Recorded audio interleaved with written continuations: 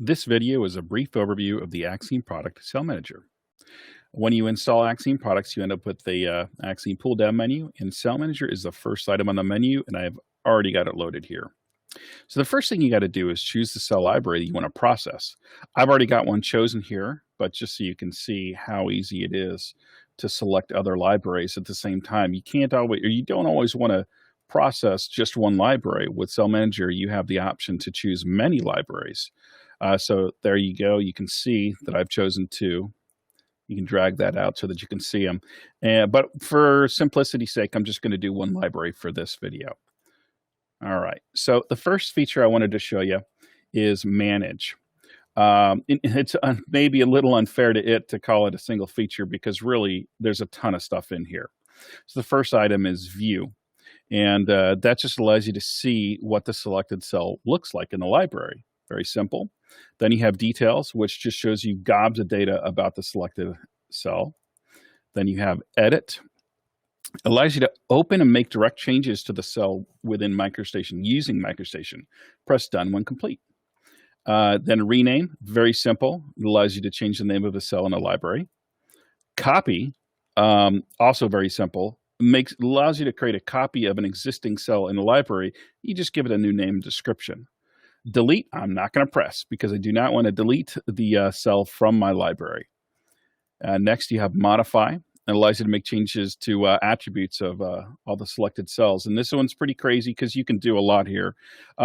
We have color selected, and it's color 3, which what this means is all the cells that you select, it would look at and find all elements of all cells that contain color 3. And then down here, you're telling it what color you want to change it to, and I have 1. But you can do all the symbology here, and you can modify text as well.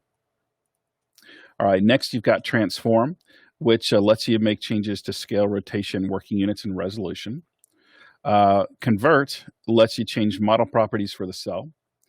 And finally, Export lets you send all the selected cells to either their own file or to a new or existing cell library of your choosing.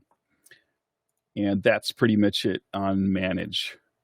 All right, so the next, probably the most popular tool is Draw Pages. And what this does is lets you create documentation for all the cells you have selected, or at least all the cells in the library. Again, if you choose multiple cell libraries, then it's going to do all the cells for all those libraries.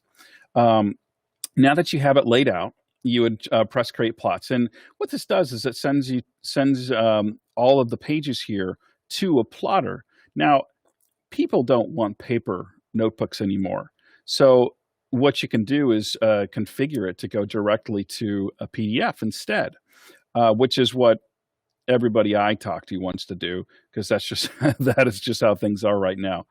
And it's all done. You get a message, shows you the location of the output file, but it doesn't matter much because you can just press Display, and it's going to pop it open. And now you can see the whole deal here.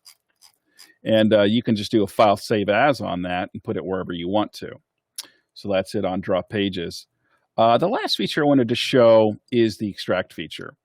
The purpose of Extract is to be able to pull all of the cells out of all the DGNs or DWGs that you choose and place them in a library that you either choose the name of, or it'll create it automatically, or you can choose an existing library. It's a particularly handy feature if you inherit a project from some other contractor, but that contractor doesn't give you all the resources that were used during the creation of the files, which happens a lot. So, okay, those are the main features, or some of the main features of CellManager. I hope this has given you a good understanding of what CellManager's got to offer. Thanks for watching.